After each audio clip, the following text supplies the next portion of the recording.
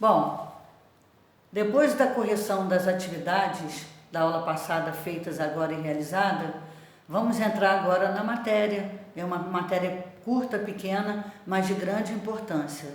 Ela fala sobre os tipos de discurso e os verbos de elocução. O que é discurso? É discursar, é falar, né? É colocar para fora a sua fala de forma oral e passando para a escrita, com a utilização de usos, né, isso na escrita, de travessão ou aspas, certo? Então, nós vamos falar agora sobre o discurso direto, de forma única agora. Esse é o momento do discurso direto. Eu vou colocar, aliás, eu coloquei para vocês pequenos trechos de textos, tá? Que tem no livro de vocês, e vocês vão receber como conteúdo para vocês acompanharem minha aula, tá? O discurso direto, ele é falado pessoalmente, né? Por alguém que está falando no momento, ou seja, não tem interferência de narrador, de outra pessoa falar por você. Quando eu digo assim,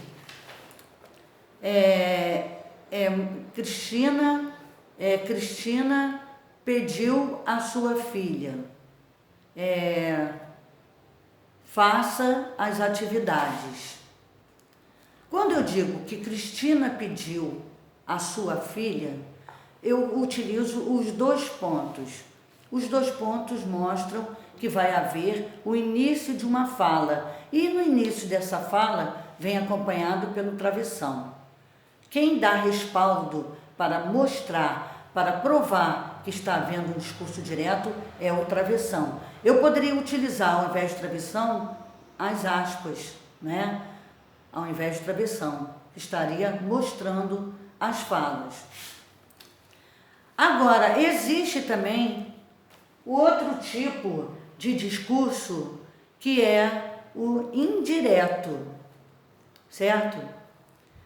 O discurso indireto é aquele em que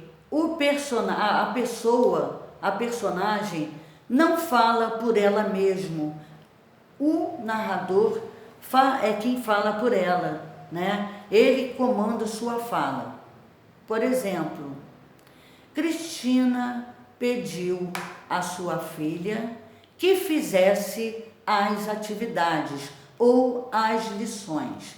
Observe que no discurso indireto há a presença do que. Sempre vai haver a presença do que, sem a utilização do travessão ou das aspas, porque ninguém está falando diretamente. Alguém que está falando por ela, né? Cristina pediu à sua filha que, presença do que, fizesse. O verbo mudou para o imperfeito do subjuntivo. Há essa mudança para o imperfeito do subjuntivo, ok? Então, presenças do discurso indireto. A presença do que, do pronome, né? Do pronome não, da conjunção que. A presença da mudança do verbo para o imperfeito do subjuntivo, certo? Outro tipo agora a fala dos autores. Muitas vezes os autores não colocam as falas expostas com o travessão ou com as aspas. Ele faz o quê? Não as utiliza para que o leitor as reconheça, certo? Vocês vão ver a presença disso, né? Quando vocês, mesmo não tendo a pista do travessão, vocês observarem que alguém ali falou sem interferência dele. E existe a terceira parte do discurso, que para vocês não é conhecido, é um motivo novo agora, né? é o discurso indireto livre. O que vem a ser um discurso indireto livre? É aquele que apresenta as duas pistas, os dois discursos de uma vez só, tanto o discurso direto quanto o indireto, tá? Ou seja, aparece os travessões com a pessoa falando, certo?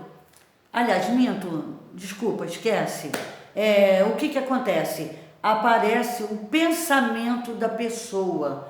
A pessoa pensa e esse pensamento dela é direto. Por quê? Porque veio dela, mas não veio acompanhado de travessão.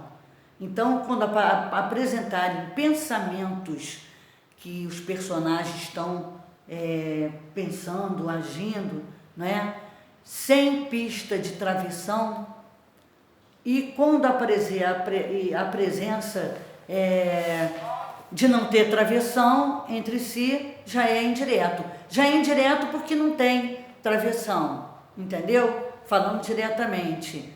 E direto porque, embora o pensamento não tenha vindo com travessão, sabemos que é o pensamento da pessoa e não do narrador, ok? Bom, já vimos aqui a diferença entre o direto e o indireto. O direto com o travessão, o indireto sem uso do travessão. O narrador é que fala pela pessoa. O discurso indireto livre, eu acabei de falar agora, não há travessões, não há aspas, entendeu? Há simplesmente o quê? O pensamento da pessoa, certo? Só por não conter o travessão já é indireto. E vai ter direto também, porque o pensamento da pessoa é pensado por ela mesma. O narrador não pensou por ela.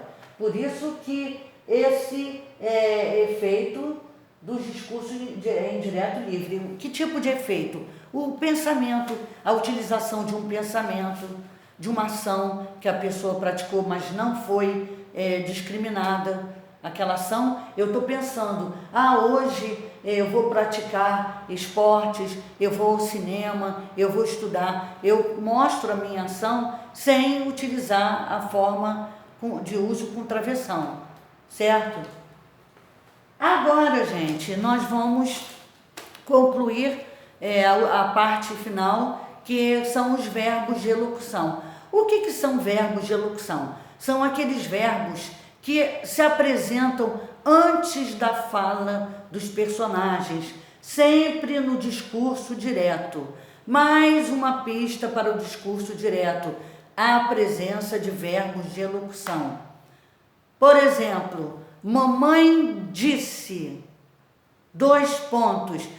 disse é um verbo de elocução. Por quê? Ele vai mostrar para a gente o que vai ser dito, certo? Ele vem sempre acompanhado dos 2 pontos. Papai pediu, saia daí. Papai pediu, verbo de elocução. Por quê? Vem acompanhado com os 2 pontos e mostra o que vai ser dito depois, né? Então, gente, hoje terminamos a nossa aula, né? A matéria é curta, mas de imensa necessidade. E eu peço a vocês que vocês utilizem as atividades, observando bastante o texto, né? Lendo o texto com cuidado, respondendo as perguntas que se seguem, olhando as fotos que vão ser enviadas, né? Como recurso para vocês poderem aprender melhor, ok? Um beijo.